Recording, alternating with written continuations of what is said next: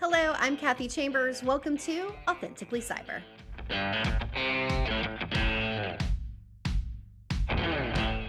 Today's guest has an amazing story and a very inspirational one. She entered cybersecurity without any previous experience. In fact, she jumped right into a social engineering role. We're going to tell you how she did that. Let's go. Hello, everybody. I am so glad you're here, and I am very excited to introduce to you Rosa Rowles. Rosa, welcome to the show. Hey, Kathy. It's good to be here. I'm really excited to have you here because you come from a non-traditional cybersecurity background. And a lot of people listening to the show, they are either trying to get into cybersecurity or doing what you did, coming from a completely different background into cyber. So I would love to start there.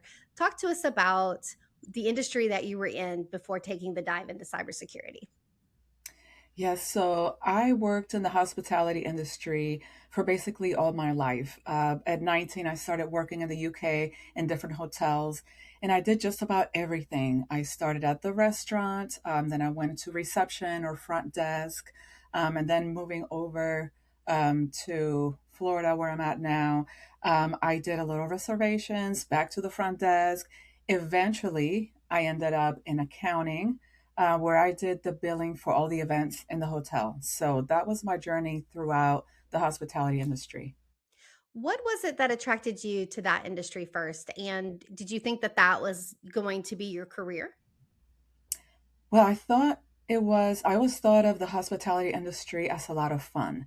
And I wanted to have a job where I would be having fun, interacting with people. Then I realized as I wanted to start a family that the schedule of being working all weekends, evenings, and whatever else they throw at you was a bit challenging. And that's one of the reasons why I accepted the job in accounting within the hotel because it was Monday through Friday, 9 to 5. But within a couple of years of being in accounting, I realized that it was just a little too subdued for me. And I was very comfortable doing the work, but I needed a little something more exciting. Do you find yourself gravitating towards people more? Is that one of the reasons you think that you got kind of bored with it? Well, that's interesting because I've always considered myself to be an introvert. But Mm. once I'm in a position where I'm dealing with people, I love helping people. So I used to love helping guests with different issues that they may have. And when they came down so upset, and I knew there was something I could do or say to turn it around for them. And that's where I guess the reward or the feel good feeling was for me.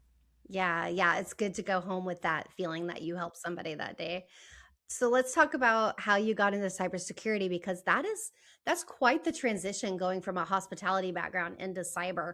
What was that defining moment for you or the light bulb that went off that said this is what I want to do now? So it was more of a transition more than just a day for me to say, hey, I'm going to go into cyber. I was always fascinated with psychology. Hmm. So while I was at the hotel, I was always researching different principles of influence, psychology, human behavior. And through a mutual friend, I met Chris Hadnagy. And he was explaining what he did for work.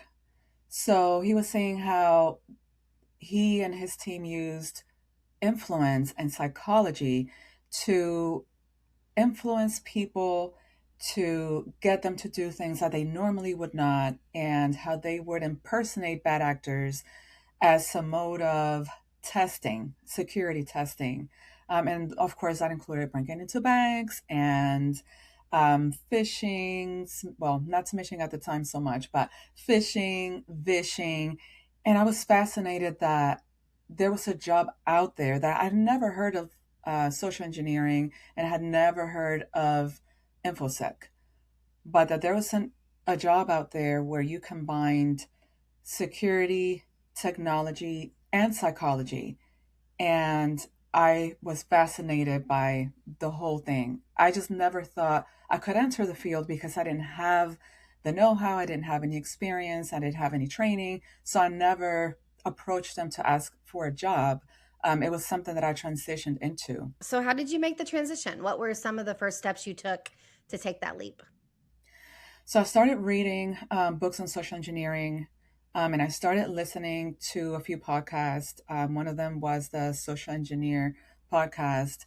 And I remember sitting at work, punching in the numbers for an invoice for an event that we're just having. And I paused for a moment. I was listening to one of the guests, and I thought, man, it would be so amazing to have a job in that industry. And I wonder what could I do to get a job there. Shortly thereafter, 2020 hit. So it was March of 2020. And with COVID, all of the hotels in Orlando shut down. So that left an empty space for me to figure out what it is that I wanted to do. And I still doubted myself, and I still didn't think it was possible for me to enter the industry. So I was applying to different jobs, and I reached out to Chris to ask if I could use him as a reference for one of the jobs I was applying for. And at that moment, he said, well, I know you have an interest in social engineering and you're always asking me about it and you're reading books. And I thought maybe you'd be interested in an entry level position that I have in my company. And I stopped for a moment. I'm thinking, could I really do this as much as I wanted to? But I did pause. I'm like, can I really do this? So I accepted the job. I told myself I'll give it a chance and I'll figure out if I can do it or not. Because I knew it was going to take a lot of me to go out of my comfort zone to be able to do some of the things that this job required. But I accepted the job, and that was 6 years ago, and loving it so far. That that's a fascinating story that it was a phone call. Yeah. And I mean, how like fortunate are you to have that opportunity? A lot of people are trying to get into the business. A lot of people are struggling and trying to find their way in. And I tell everybody, it really matters who you know at the end of the day. And so Absolutely. I think that that's awesome that not only did you know somebody, but that person gave you an opportunity because I know hundreds of people, but that doesn't mean that I just have all these opportunities coming my way, right? It takes the right person. It takes the Right. one yes to Mm. help you get into the door. So let's talk about the entry level position that you very first took. What was your day to day like in that role? So basically, um, when I started, I was learning how to do vision calls. And one of my colleagues kind of gave me a run through and showed me some of the pretext and said, okay, so start your calls. And I'm thinking, wait a minute. What if they look me up? What if they know I'm not who I say that I am? I had so many questions, and I was just told, just do the calls and play into the nerves. I can say that I was new in the company, that I'm an intern, Mm. and I learned that I could use my real feelings and those nerves and anxiety to kind of flesh out the pretext to be even more realistic. And in the beginning, it was, I would say, a bit conflicting because I had never gotten that much information from people by eliciting information through a pretext, through um, principles of influence. And I kind of felt bad. I'm like, people are sharing, it wasn't just their information, it was their life. I remember an older lady, she was about to retire, and she was telling me everything she had planned and where she was going to go on vacation, and a mom that had just come back from having her baby. And here I am actually building up a true rapport. And my conversation with the individuals that I spoke to was real. But then I had to elicit the information. So I did have to feel or filter through my feelings to realize that I am not an imposter. I am not here to damage them in any way. And I had to reframe what I did and realize that I was helping them be better, not only their organization, but them as individuals. Because when they got the email after my phone call that, hey, you failed, or you shouldn't have given these pieces of information, or you passed, whenever they get a vision call in real life, they're going to ask themselves, is this a real person? Is this person legit? And is this from a real company? So I really had to reframe how I was feeling and my thoughts to be more effective at the job that I was doing. Yeah, that would man, that would be tough. I never thought Right. about the and, like, I would feel bad too, right? Like, you get the email, and you're like, "You failed," and that whole conversation that you had with me was a lie. So, That I was could see, my like, thought. why you were like, "I'm helping them, I'm helping them." Like, I could see why that would be conflicting when you first Yeah. started. That's crazy. That's crazy. What great advice, though, to play into your nerves and to lean on that. Let's talk about so you had never been in cyber, you'd never been in social engineering before. And were you confident going into that first day? And if not, talk to me about that, please. Honestly, I was not. I was not confident at all. I was thinking this is going to be my first and my last day. Once they hear these calls and how insecure I sound, this is going to be the end of it. But as I said, I learned to adapt and to encompass those feelings into the pretext. And then as I got more comfortable, um, knowing that I'm not defrauding these people, I'm making them better, um, I actually started playing more into my alias. So for each client and each pretext, I had a different alias. So I was Jessica from HR or Melissa from the IT department. And getting immersed into that role helped me to become better. So I'm not Rosa trying to trick you. I really am Jessica from HR, and I really need your help filling out this survey. So, for the time that I was making the calls, I learned to become the alias and to embody the pretext. And that is what helped me be more confident in the work that I did. Did you, as a child, ever take acting classes?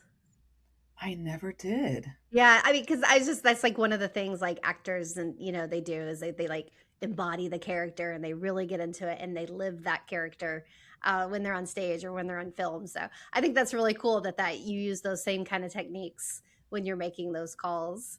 That's really cool. So let's talk about confidence for a minute because you said yes to the job. So you did take the first step to get into the job. You had shared with me that you have dealt with imposter syndrome at certain parts of your career. What did the imposter syndrome happen then, or did that kind of happen as you advanced throughout those few years? Well, definitely coming into a team that was very good at what they did and me not knowing really what I was doing, I had imposter syndrome from the beginning. And of course, I had moments where I would feel more confident. And then I would go maybe to a conference and see other people that were so much more ahead of me and had so much more technical knowledge than me. And I would think to myself, what am I doing here? I am not nearly as good as any of these people, especially with OSINT. That's something that I had to learn later on for other jobs that we do, such as social engineering risk assessment, where we do research on high value targets and create very specific phishing emails. So I knew I had to learn a lot more to become the proficient and effective professional that I wanted to be.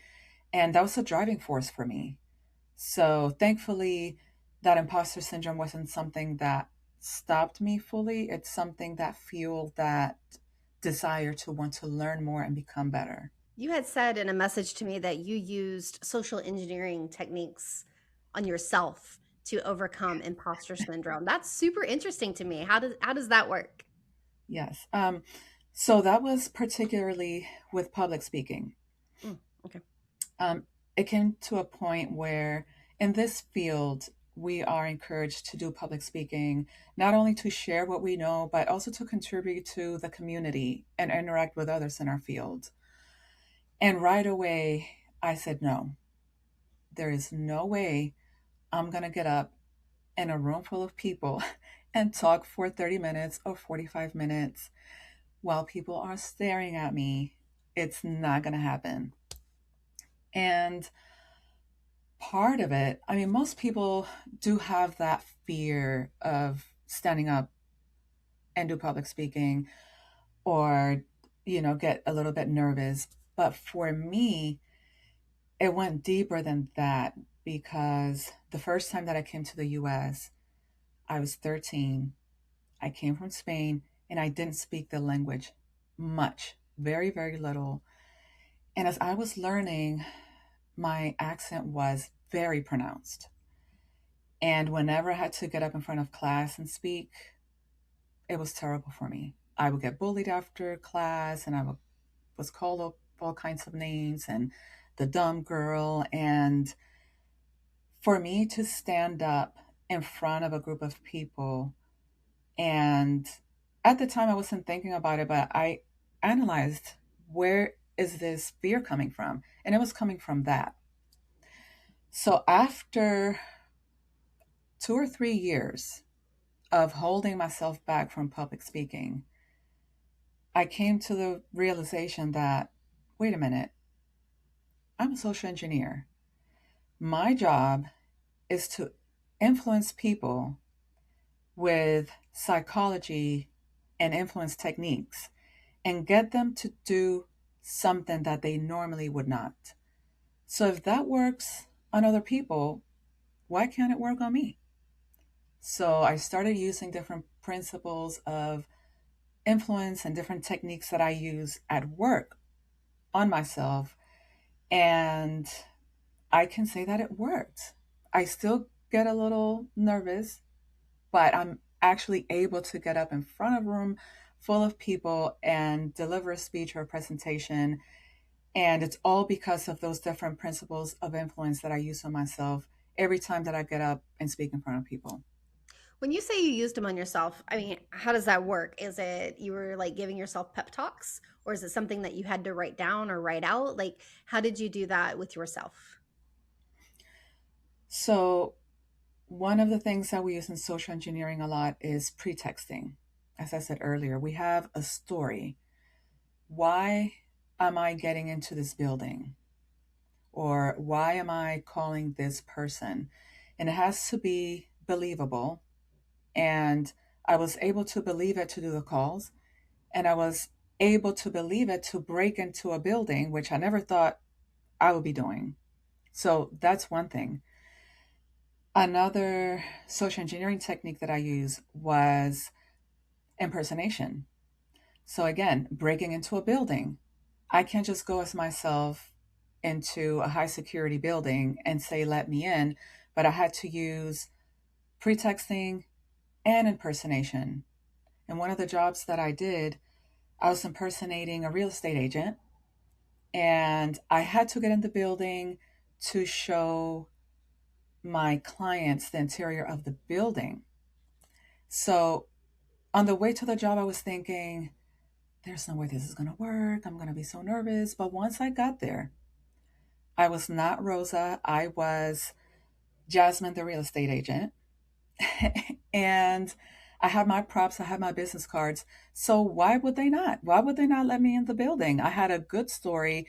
I believed it and I embodied that character. So again, with public speaking, I've been doing the same. I have a pretext of why I'm there, what I'm going to share with everyone there. And I create this almost alternate persona that is very experienced and knowledgeable and that wants to help others to get into the field. Um, and of course, I did a little reframing, social proof. So if other people that I know in the field that are introverts are doing it, then I can do the same thing. So, again, these are principles of influence that we use on people every day that I learned to use on myself to kind of break through that barrier of, I can't do it. Well, maybe I, Rosa the introvert, can't, but maybe whoever I create for that moment, and each presentation is a different side of me. And that's the thing. It's not necessarily a farce. We all have different aspects of ourselves that we have to tap into, which can help us accomplish whatever goal we need to accomplish. That's fascinating. That is awesome. I love everything about that. So, what would you say though to somebody who, like you said, we tell a lot of people that you need to do public speaking if you're in this field, whether it's to give back or to be seen. Sometimes it helps you make those connections to get your first job if you put yourself out there. What would you say to somebody who doesn't have the social engineering skills? What advice would you give them to do their first talk and get over that hurdle of all of those nerves? Well, you can actually practice by creating a little pretext for yourself and creating an alias and go out, whether you're grocery shopping or you're out for the day.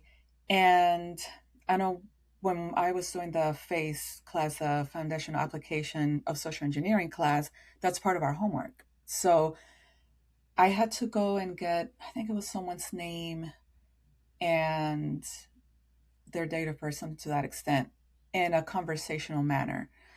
So you can just find little goals for yourself as you go out and try to embody that person.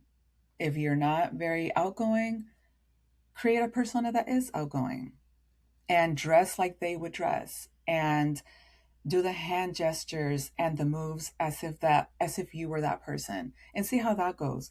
And as you get more comfortable with those little exercises, you can actually craft a brief talk. It doesn't have to be 30 or 45 minutes. Start with 5 minutes, 10 minutes, and have an intro, a body, and a conclusion, and record yourself doing it.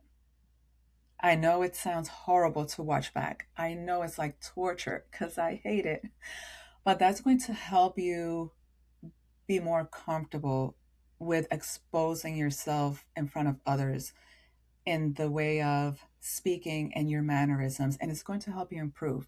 And then once you're slightly feeling a little more confident, you can apply to, let's say, in my area, it was B-sides.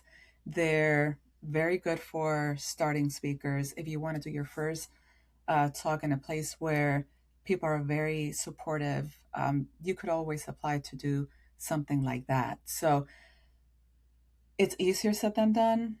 But once you get yourself out there and you do it, you're going to feel so good that you're going to try to do another one and another one, and you're just going to get better every time. Now that you've already put yourself out there, do you find that it's easier? And also, do you wish that you would have done it sooner and maybe not wait that 4 years?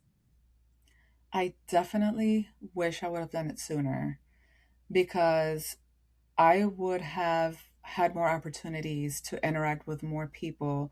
And the whole time that I wasn't speaking, I had a little voice behind me saying, you should try. And then, it's that battle. Oh, you should try. No, I can't do it. So it's a struggle. It's an energy drain. You don't want that.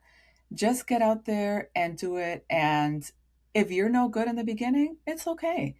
No one starts off being the best. You have to work yourself towards that. Some people are innate speakers and they're very charismatic, and that's okay too. But even if you're not, it's a skill that can be learned. And I do feel that it's helped me so much when I see people in other conventions or networking events. I feel so much more comfortable approaching others and starting a conversation now that I've crossed that barrier of public speaking. Knowing what you know now about social engineering and knowing what you know now about the field, because you've been in it now for 6 years, what you do is fascinating to a lot of people. I've talked to a lot of people who believe or who really know that they want to be in social engineering. So you were really fortunate to know somebody and get in that way. But what would you recommend to somebody now that you've been in for, been in there for a while? How would you recommend somebody else get into the field now as in 2026? I'll definitely say learn as much as you can. There are many books out there, there are webinars, there are podcasts such as yours that help individuals learn how to get in the field. And I couldn't stress it enough, but networking, whether it's online, if it's in person, even better, because recruiters are looking for people that not only do they have the skills, but are they good communicators? Are they dependable? Um, so when people know you, all of those soft skills come across and they speak volumes when it comes to getting into the field.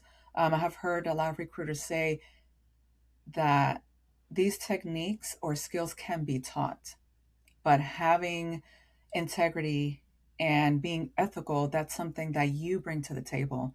So if you can interact with those in the field, um, and again, be present if it's conferences or in person events, that's going to help you a great deal. What do you recommend to people? We talk a lot about networking on this show and like the importance of getting to know people and putting yourself out there. What do you recommend? You said that you are a self identified introvert. There are a lot of introverts that listen to this show who have a hard time, maybe when they go to a conference, taking that first step and starting that first conversation. What would you recommend to people out there trying to do that? Just think that the person that you're trying to approach, we oftentimes create stories in our minds that they're too busy or they're not interested in what we have to say or I don't have anything interesting to say or I don't have what it takes. Learn to challenge those thoughts and treat yourself as if you were your own best friend. So if your best friend was in that room and wanted to approach someone to start a conversation and they came to you and said, I don't think they're going to be interested. No one wants to talk to me. What would you say to that friend? More than likely, you would say, go for it. What do you have to lose? They're probably, going to be very grateful that you approach them. And you never know how much more in common we have with people than you think. So I would definitely say challenge any self doubt or self limiting beliefs and talk to yourself as your best friend to propel you to go and speak to others. It's very difficult. I know it. I know the feeling very well. You're looking at everyone else as if you were a bystander and that at times you feel you don't belong. But once you take that first step, just introduce yourself. You'll be surprised at the great conversations you will have with people and amazing connections that you will make. That is incredible advice. Treat yourself like you would your best friend. I love that. I think that's the first time I've heard that tip. So I really like that and I appreciate you bringing that to the table. What would you say that your most challenging time out of these 6 years? What has challenged you the most? Out of this 6 years, I would say trying to continue to learn and learn how to pace yourself because a lot of us in this industry want to learn so much and do so much, and there's never ending technology coming up and so many things to learn, and we want to do so much and be connected at all times, and that can lead to burnout. So you really, as much as you want to be in this field, and the thing is, it's so fascinating that it almost sucks you in completely. And you'll find yourself thinking about work morning, noon, and night. And I found myself at the beach with my family, and I was thinking about work. and I was thinking about what I'm going to write next and what is the next OSINT tool that I should research. And I had to take a step back and realize that while I love this field and I'm passionate about what I do, we also have lives with our families that deserve our full attention. And we want to have some boundaries and a good life and work balance. And I keep reminding myself of that. So I would say that was the one thing that I have found challenging because it does kind of suck you in because you love it so much. So having good work life balance is essential. Yeah, it's tough. What have you done to kind of overcome that? That's a huge challenge for me. I just started my own company 6 months ago, and when I'm not working, I'm thinking about working. I've tried to put aside time for the kids, my husband, like, but I also know in my mind I'm thinking work, work, work, work, work. I got to get more clients. I got to do something. So, what would you recommend to even somebody like me on how to find that work life balance? Um, well, there's not a switch that you can just turn it on and off. I wish that there was. But I would say something practical that helps me is just turn off the notifications on your phone because we're all guilty of that. We're constantly checking and, LinkedIn and whatever else. And it's so distracting. You're like, oh, I'm just going to check this one message. And before you know it, an hour goes by. So if you're spending time with your family or you're out doing something for yourself, do yourself a favor and just turn off the notifications. It's not going anywhere. It's going to be there waiting for you when you get back, as you know. So I would say that's my one tip for sure. So, where can people find you and reach out? Yeah, I am open to helping anyone that wants to get in the industry. Any tips that I can offer, they can reach out to me in LinkedIn. Just look for me, Rosa Rowles. And on our work website, there's my email, social-engineer.com. You can find me there as well. Yeah, if you have any questions as to the work that I do or tips on how to get in the industry, feel free to reach out to me. Awesome. Thank you so much, Rosa. I appreciate you spending this time with me today and with us and sharing your knowledge and everything that you've learned as you went along in this industry. To all of our listeners and viewers, thank you as well. And I hope to catch you on the next episode.